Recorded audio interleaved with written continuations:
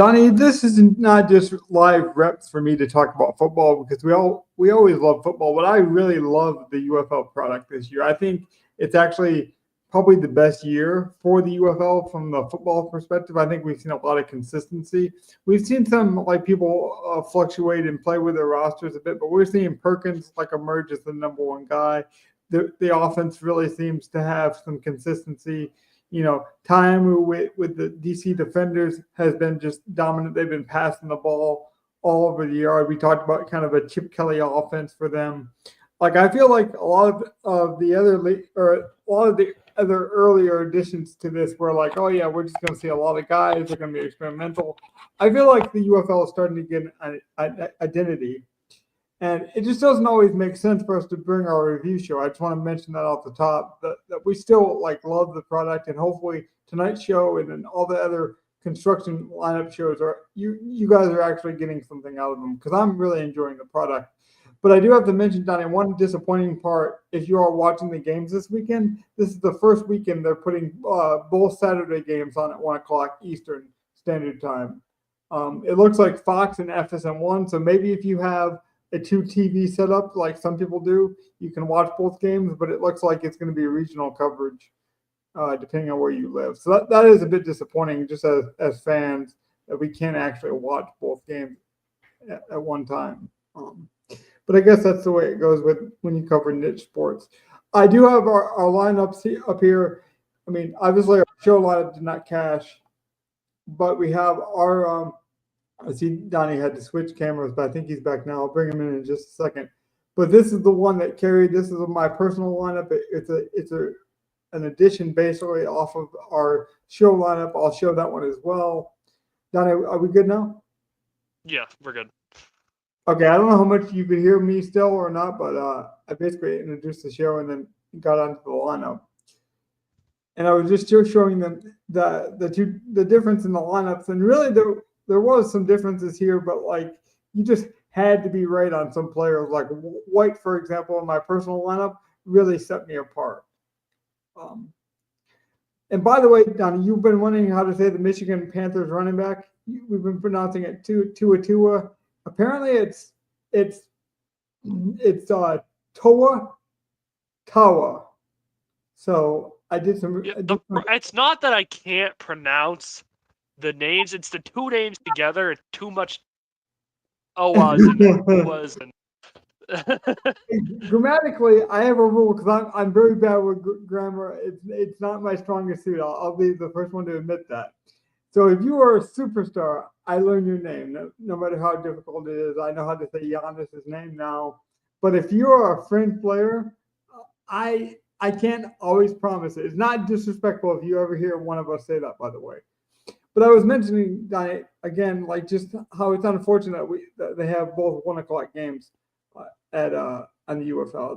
That's a bit disappointing, just as a guy who especially two teams that Birmingham's game last week was the highest rated spring football game they've had, I think ever in their history, television wise. And Michigan always has a good fan base. So it's if you were gonna do it, you would think it would be lesser teams. If it was a Houston, Michigan, or Memphis game, you would probably do it then. And I know that the WNBA, for example, has a lot of basically their opening weekend this week, and that's another niche sport that's actually gaining a lot of popularity. And as a basketball fan, probably the biggest basketball WNBA fan on the panel, I'm excited for that. So I'm glad it's getting some shine. But that's on ESPN. But these games aren't even on ESPN. It's not they're bumping the UFL in any way because these games are on Fox. It's just Fox deciding that one of them is going to go regional. The other one's going to go on FS1. Well, one's probably on FS1, one's on FS2. Well, no. So what's going to happen is that whatever region you are in, locally, you'll get that game on Major Fox, and then the other game, if you want to watch it alternatively, will be on FSN1, apparently. But Donnie, I was showing the two lineups here. It was one of those weeks where you just had big performances from the running backs. Corbin really set me apart with 24 points. White really set me apart. Other than that, our wide receivers, or the idea of our wide receivers, were really the same as our show lineup. But like, we played 3 running backs, I thought, in the show lineup. I'm pretty sure we did. I played 3 in my personal. We were very high on running backs. No, we went with Powell because remember, Gov was adamant on going with the DC guy because of the passing. That's right. That's right. Which Powell did work out, to be fair. He did work out, and Corbin would have worked out. He would have scored more, but that's hindsight. And then we would have changed the defense, and who knows what we would have had there because we stuck with the DC defenders defense, and they were obviously chalky, but they worked out well. It was really just White being the difference. Jackson was a good play, but like I said, White just got all the carries. We'll talk about that again this week because it looks like Merritt might be back, which would eat into the White ownership a lot, which I think would be a huge edge this week, Donnie, because if everyone just looks at the box score, they're going to see White. I think White had like 80% of the carries last week. Lingard obviously was out there for some warm body experiments. We tried that in week 1. I don't like Lingard. He's just a plotter. That's the nicest thing I could say about him. So if we did find out Merritt was out, I would go back to White. But if it is Merritt and White, we have seen them split pretty much like a Ricky Pearson and Marable kind of situation. So if it's basically a 2-headed monster, I want to stay away from Houston. Yeah. I will say their quarterback Gonzalez has been really impressive. He came in late this season, but he's done some really impressive athletic things. He could be a sneaky quarterback this week.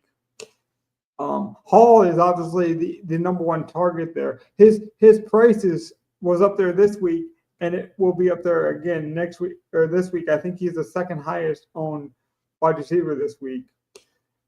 Hunter got, I believe, you can fact check me if you want, but this is a niche sport, so you can trust me. I think Hunter got 90% of the workload for Arlington last week.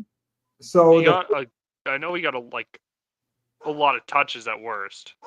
Yeah, and he wasn't entirely efficient. Like he had a bad efficiency game, but he got so much volume. Now Tony Jones is active this week, Donnie. I think that's a very good sneaky play as we get on to building our lineups here in a few.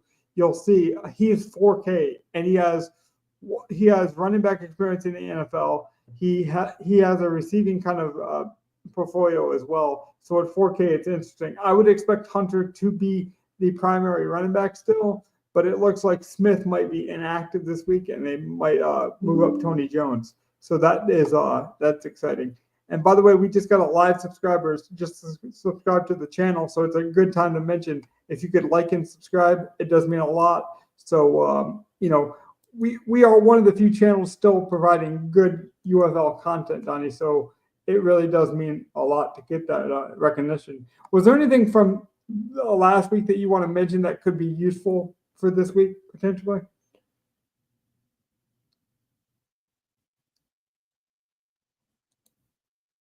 I think, yeah, you're on mute, Donnie. I don't know if you know that. There was nothing big, but there was a lot of news on this last week that came out. Just big signings, interesting signings out of nowhere.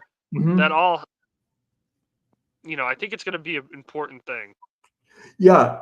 Well, I love the news of Arlington. We'll just get into that discussion because Hunter got so much volume. If Smith is inactive, we know Arlington wants to run the ball. They are like the Arthur Smith of the UFL. They love running the ball. Like we've seen them feed 2 running backs pretty consistently this season, and both of them got work. Like Hunter was the number 2 running back behind Balaj, and he still was a viable running back in this league because running backs, if they get around 8 or 9 points, they're still very valuable. So I'm intrigued by a 4K running back. I'm just on a completely different cheap Build? running back league. No. Yeah. Completely different running back. I really like for San Antonio, Jaden Sheridan. He's coming back to San Antonio. He hasn't gotten too much work since week 3, obviously. Which is different teams. So this is his first week back with San Antonio, but he has a history there. McFarland's out. They've showed they want to use 2 running backs, or at least have somebody who to get 10 snaps. we saw Aiden Robbins last week. He was awful. He's not getting the work again. I can't imagine.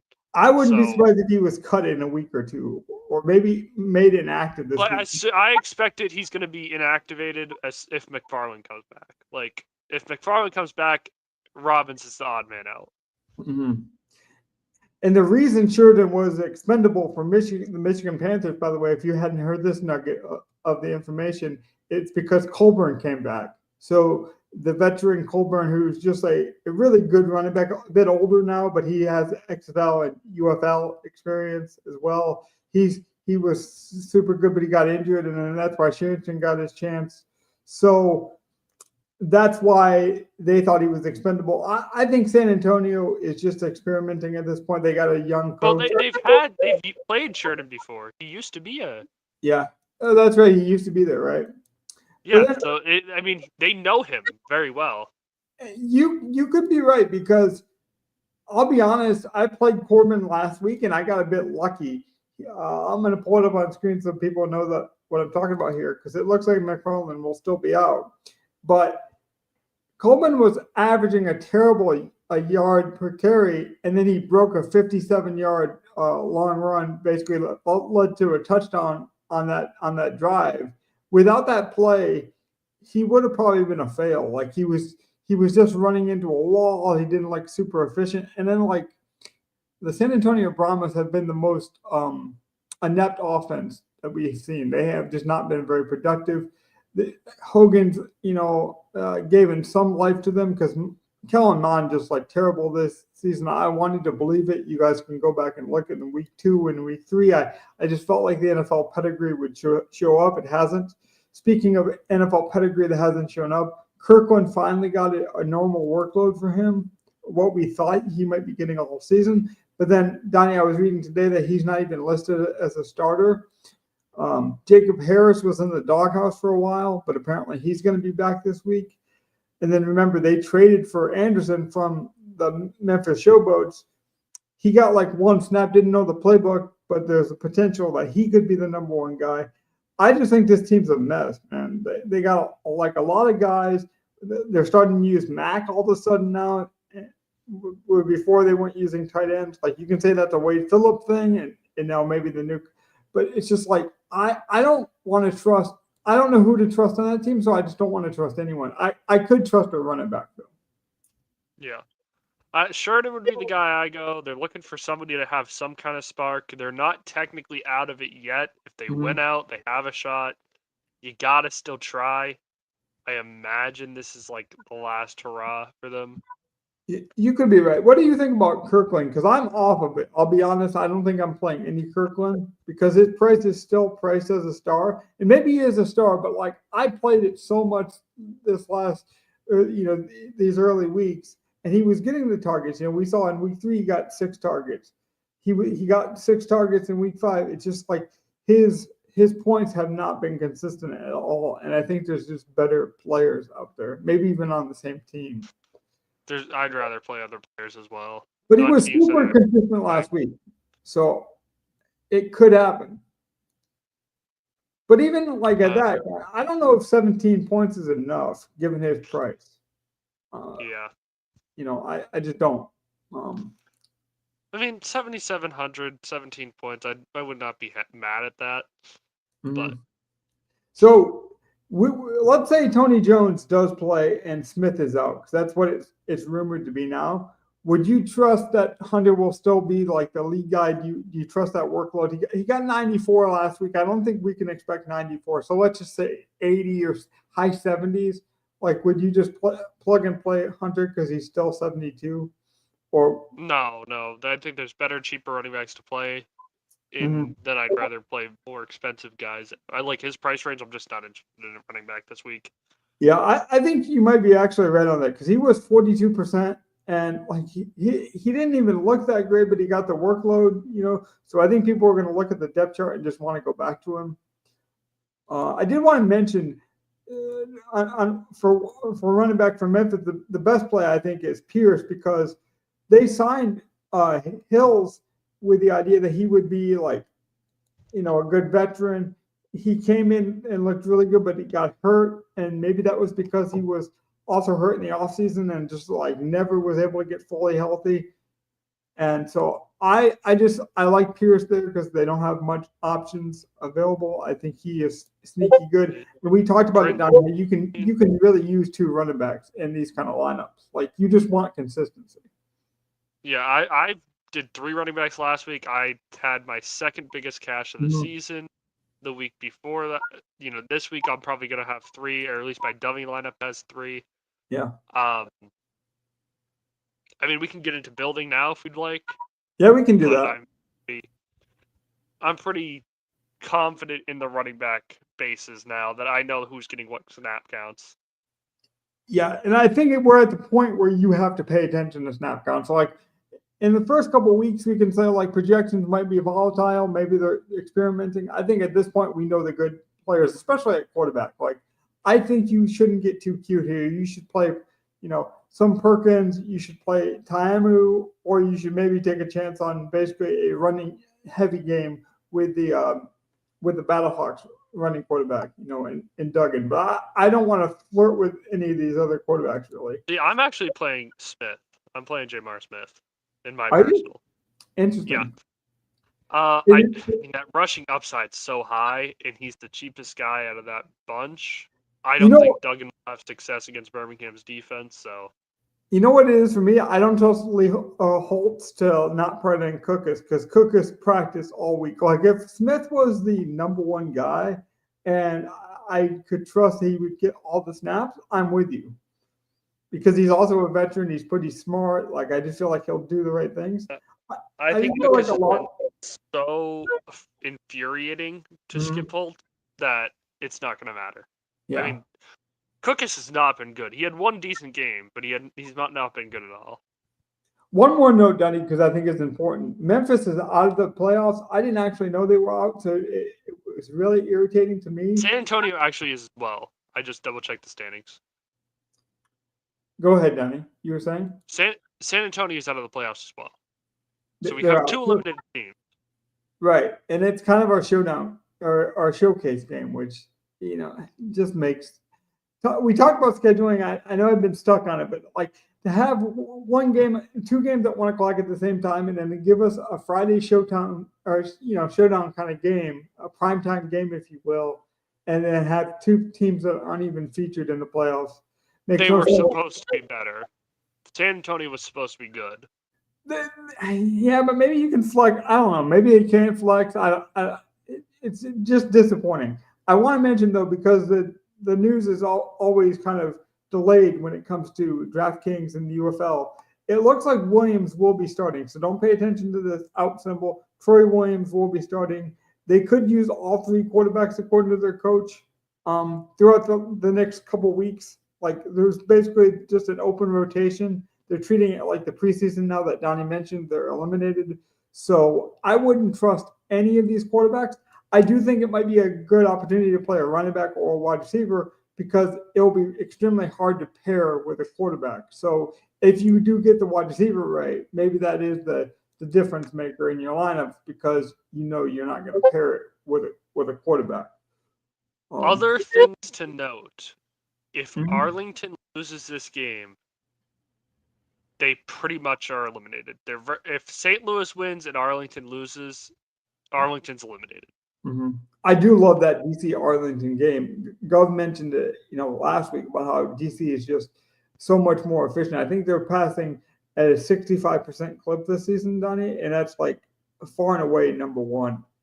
Not even close to the next comparable team. I think was at like 45 or something like that. So you might want to stack that last game on Sunday, and being the only game on Sunday, you could really get different there. But speaking about getting different, let's make our order here. There's only 2 of us. We didn't get any Gov picks. I'll defer pick 1 to you, Logan. I don't even want to do a generator. I'll defer pick 1 to you. Oh, home court advantage. I appreciate that, but still no quarterbacks. And then in the first round. So Okay, I'm just going to do the obvious one because I think it's the most consistent, and I think it's much like Hunter's situation where it's like we know the volume's going to be there, and in a league where you can get zero, like Chris Rollins has looked consistent all year, but then all of a sudden didn't get the volume and got 1 point, and it just killed a lot of lineups. I think Pierce has NFL experience. We've seen him as a starter. I don't think Jackson is much of anything. Hills is definitely out. That was an injury. That's Prince, not Pierce. Oh, did I say? Yeah, it is Prince, isn't it? So, but he did play with the Chiefs.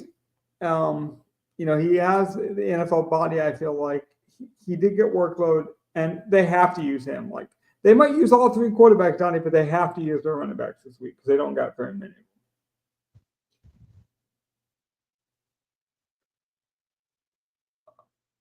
But you can go ahead now if you get your pick ready. Okay. Yep. I'm gonna go with. I said it already. Must-win game for this team. In a must-win game, you bring out your best players and you scheme it for them. Sal Cannella needs to be in this lineup. I like it. Sal Cannella. Another team. Houston also can be eliminated this week as well. So those two teams. That Sal Cannella might be the most consistent guy that hasn't had a blow-up game. I know that 21 points is. Well, I just feel like he's actually like maybe one of the more talented players as a receiver in this league, like a guy that could actually go to the NFL next season. Well, and they scheme it for him. Like you see tight end screens called for him. Yeah. Not many teams running tight end screens nowadays. Yeah. And I mean, Cannella was there. We always knew that in week one he was there as like one of the more talented guys, but we would have said Kirkland, we would have said Butler. I think Sal Cannella is probably I think Cannella's made it in my lineup. Made it in my lineup week one as well. I think we played him week one. I was high on him. I know that. And let's be honest. So it's just some guy. He's been there. Yeah, you're a Patriots fan. You do lean to the tight end. They are close to the quarterback. You were playing Sternberger earlier, so you do like that big body tight end. You do have a type, and I don't mind it. Like there's a reason you have a type. He's just going to get targets. I think it's very similar to the volume workload of Pierce. And I like what we're doing here. Well, yeah, and Cannella's just so quick for his size. He isn't he's a legit receiver. He's a Kelsey type, not a big blocker. Yeah, we saw it. The defender fell down, last week, and Cannella broke another 20-yard rush, or with the ball in his hands. And you talked about the screens, he does get the ball. I like it quite a lot, actually. All right, next pick for me. I'm gonna just go with. I mean, I feel like I've played him 4 or 5 weeks in a row. Toei Taua. I know his price is finally getting up there, but man, that goal line body that he has, he's a consistent touchdown. This touchdown streak's been going on forever. I was just going to mention that his red zone usage is pretty solid. Like Colburn is coming. And then we saw a one-handed catch out of him last week. He's showing his hands now too.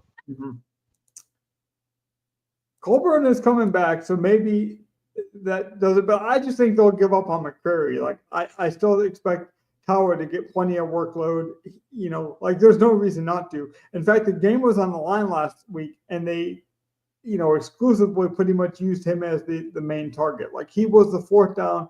We need to make a play. He was the guy they went to, in the passing game as well. So I think the game-winning 1-point conversion. He gets it. It's a big deal. Yeah. I like it a lot, actually. I'm just going pure playmaker from here on out. Are you a playmaker or are you not? That's how I'm building. So it's my pick now, right, Donnie? Yep. You probably won't love it, but it's going to give you a lot of salary, and you're going to like that part. I'm going to go with Tony Jones. I talked about him being 4K. I wish you could just go to Sheridan. I really wish you would just play Sheridan instead. No. If I'm wrong, Donnie, you have a personal account. Like, trust me, you can flash that personal bank account at me when you win all the money this week. If that's the case, we'll probably be in the same contest because unfortunately the UFL only has one good contest these days. So me and Donnie will basically be head to head in this contest, and we'll find out which one's right. I don't know. I don't know enough about Tony Jones, and I know Sheridan's liked in the locker room, and he knows the playbook.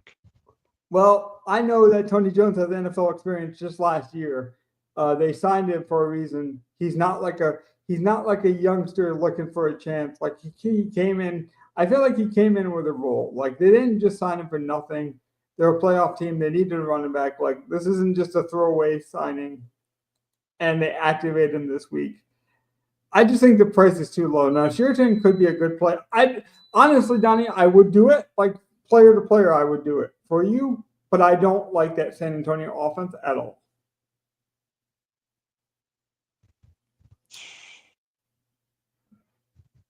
It's right back to you. You got two back to back. Oh, that's right. I got two. Let's go. I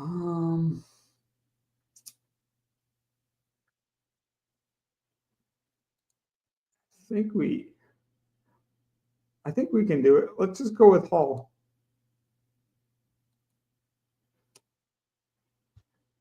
No, I'll save us a bit of money, and I think it will be an ownership play. I'm going to go with Davis from Memphis.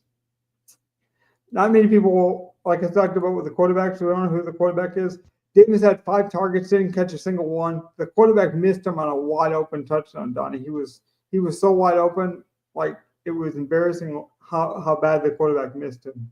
See, I feel like there's 2 games you really want to attack this time. You got to attack this Arlington DC game. And you got to attack the Birmingham St. Louis game. That's what I feel like we're missing right now. So if you can think of something better to do with those games when we have more salary, we can always move around.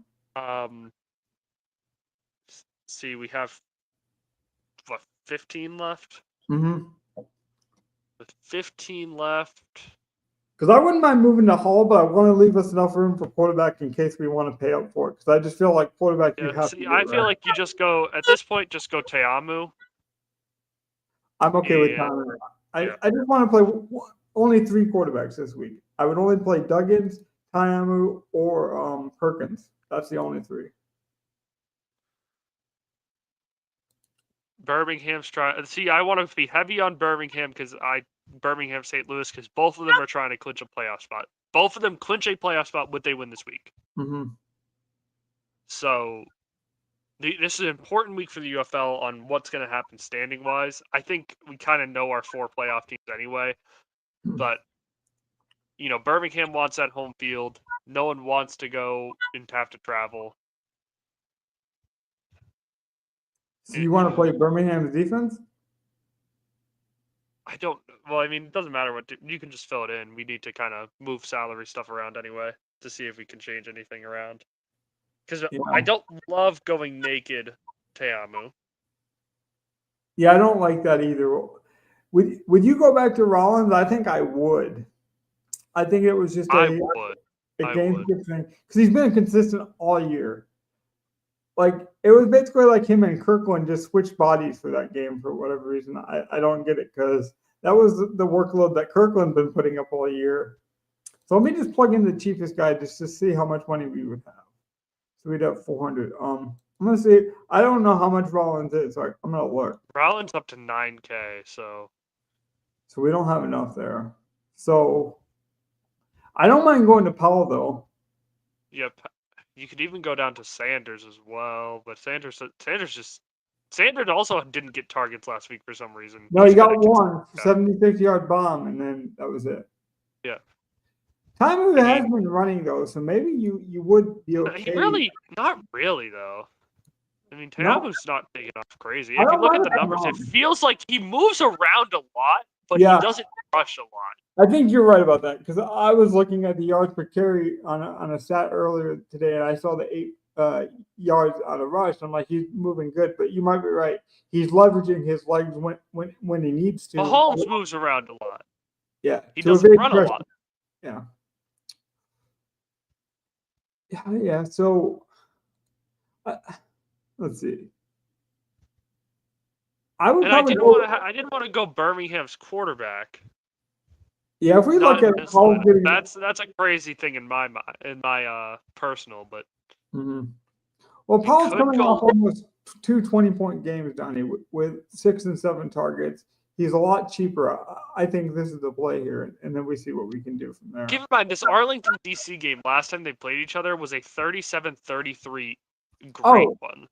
They know each other very well. I think like they were talking. I was watching a betting show that actually covers UFL betting. So like there are people who grind this just as much as we do, Donnie, and they were saying of all the games this week, of all the games that could go over, they like this one to go over, and I think it had the highest point total of the week, which I think was like 42. Last time they played in week 5 or whatever it was, that was the highest scoring game in UFL history.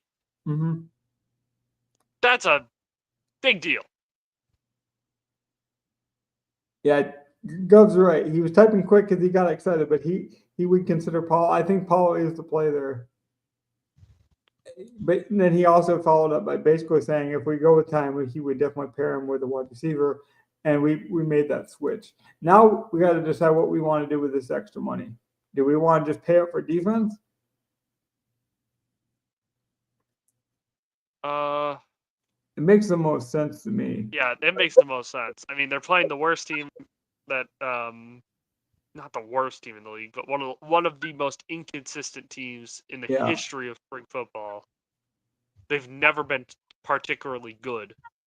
You were saying early in this year that you thought Houston was the worst team. They obviously showed to be the worst. I think Johnson is the worst head coach in this league. Now, Gonzalez has kind of saved Houston's bacon a bit with Hall just being super athletic and good, but I wouldn't mind playing the Michigan Panthers here.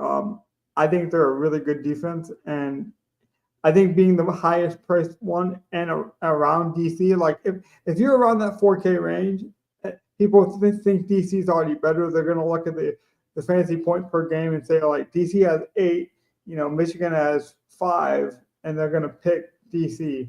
I think the Michigan Panthers make a lot of sense here, and it actually pairs with a running back too as well, Donnie.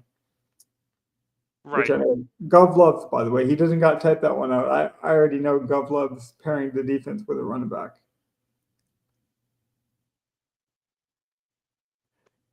He's right, but I don't know if we can afford Rollins because Rollins is 9K, unless I'm missing something. Canella to Rowland and make it a double stack. Oh, I see what he's saying. He's saying take out Canella. You can't do that. We just we'd have to change defenses. Yeah, which is fine. Would you be that's okay? Not a bad idea. Yeah, that's fine. Okay. Because I like when you picked Canella, I was perfectly in favor of doing that too. Because I don't know if there's a big difference between Rollins and Powell. I do think Sanders is kind of the one-hitter quitter guy who I wouldn't trust. Well, Sanders has been the consistent target over Powell. It's just so? Powell based on the season workload, yes. I think one thing is for sure, they pass so much more than everyone else, and Timer is actually like a legit NFL hopeful, so maybe he just makes that offense look better. I definitely think we're on the right game here. We just got to figure out how to play it. Exactly. It's going to be this game and that Birmingham game. I feel like you have to play those and then attack the fact that Houston doesn't have the worst record in the league, but they've definitely looked some of the worst. Them and San Antonio have looked the worst. But I know San Antonio has talent. So we could double stack it and go with Powell and play the cheapest defense and just hope we're right there. We could also play Persons too, but with Butler being back, and then Max Duggan just isn't efficient as a passer. He's kind of has that Tim Tebow like vibe to him. He runs into people, he runs over people. It's exciting to watch, but Duggan has not been at all efficient as a quarterback. So what would you do here, Donnie? You want to pay up on defense and then see what we got? Well, are we doing the double stack with DC? Gov wants to do a double stack. Does he want to do a double? I mean, the double makes sense to me, but we don't normally double in the UFL. But like, given the DC defenders' ability to pass the ball, I don't think it's bad. Gov, you're here, so let me ask you: do you think the double makes us different? And like, because we know this game is going to be high owned. Like Arlington, DC has the highest point total this week. It has been the most consistent team. You know, Perez, by the way, has looked good. He doesn't just write books. You know, they're really pushing that narrative. He's looked really good. But I do think having the double and having a high price double could make us different enough. Because I do think Rollins will go under owned just because he failed last week. Am I wrong, Donnie? Probably not. I think this game's going to be super high owned, and that's why you need to just buy into it at that point. Yeah. So it sounds like Gov kind of believes in me, though. He thinks that if we go double, it'll be different enough. Because I do think people will go double, Donnie, but they might say, like, let's just play. They'll get Powell and Sanders. They won't go Rollins and Powell because that's a lot of salary to put into this game.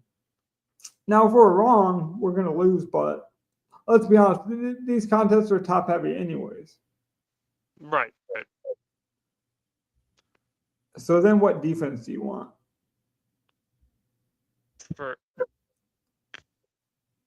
I would almost go with the Battlehawks just because they've been super aggressive with the pass rush. They probably have the best pass rush in the game. Considering they're not playing a team that's going to pass, they're going to play a run-heavy Birmingham. It's true. They're not going to be able to get pressure on a quarterback when the quarterback's not throwing it. The problem is, though, Birmingham wants to run, but they haven't been efficient running the ball either. Their quarterbacks have been, though. Yeah. They're efficient with their quarterback running. I don't love going St. Louis against Birmingham in a game that's going to be probably low scoring because both these teams have typically not had the highest of scoring games. Mm-hmm. I don't want to go San Antonio, obviously. I wouldn't mind going Memphis. Yeah, Memphis, I think, has been pretty good against the run, too, if I'm not mistaken. And I don't mind attacking Hogan. Like, he's been decent enough, but he's older. He's not really a scrambler. He actually almost hurt himself pretty bad trying to get out of bounds, trying to actually be athletic, and he's just a really old guy and just looked old. Who? Kevin Hogan. He's the quarterback for San Antonio. Like I'm saying, he's probably least athletic quarterback, and that includes Luis Perez, who doesn't run much at all. Like, I think attacking Kevin Hogan makes a lot of sense. Yeah. What do you make of the Jacob Harris thing, though? Like, he was in the doghouse last week, apparently. They basically took him off the field. He had a very low snaps, but in the first couple of weeks of the season, he was used a ton when Wade Phillips was there, and now they're bringing him back. Like, that maybe you were right about Sheridan, but man, I want to stay away from San Antonio. I'm glad that we're playing their defense because Kevin Hogan's 32, by the way. Yeah, I mean, dude, it looked like Aaron Rodgers could outrun him to the sideline last night. Like, he got there and he got the first down, but I'm like, oh my god. I actually put a GPS pin in it. Like, if I can attack this guy next week, do it, because he just didn't look good. Any other notes that you want to mention? We'll give Gov a bit to type out a last message for the people as well, if he's got anything left to say. For me, it's just not playing any Memphis quarterbacks. Like, don't get fooled by that. Don't play any Memphis. They seem like they're done. I wouldn't play any San Antonio. Give people your Sheraton play, because that will be a good track for people. They'll be able to track your opinion against mine. No, Sheridan, you're gambling with the 4,300 4K running back type guy. Sheridan's he's looked good in UFL already this year. He's had a good game. Mm-hmm. And I mean, San Antonio's, they're gonna give 2 running backs work. He's the perfect guy. He's the perfect guy to get a chance on, though, because he is a home run hitter. Like, if he does split the offensive line and get in the open field, no one's going to catch him in this league. Like, his athleticism is far and away like very good. I just don't trust San Antonio, man. They've been the worst offensive line as well. It doesn't look like Guff has anything left to say. I will say like and subscribe on the way out. It was really cool to actually get a subscriber live on air when we were doing the show. That shows you that maybe the show actually means something to, maybe they found us for the first time. Donnie, we appreciate those. We obviously have NFL coverage coming, but like I really like niche sports where people may not know the information and being able to provide that for the people. I think the playoffs are going to be really good for the UFL. I'm going to mention that. Like maybe that's the time where we really start to see the cream rise to the top. I mean, I just feel like there's a lot of good UFL games and moments this year. But with that being said, no, go ahead, Donnie. I was going to say we got elimination basketball going on. Got to see if Joker can pull a game out of nowhere. But man, anytime that guy gets doubted, I've always been a big Joker guy, so I'd be here for it. I think it'd be a cool story if Boston's able to pull the upset. But I got some Boston stuff, but I'll wait till Gov's here to talk Boston so he can laugh.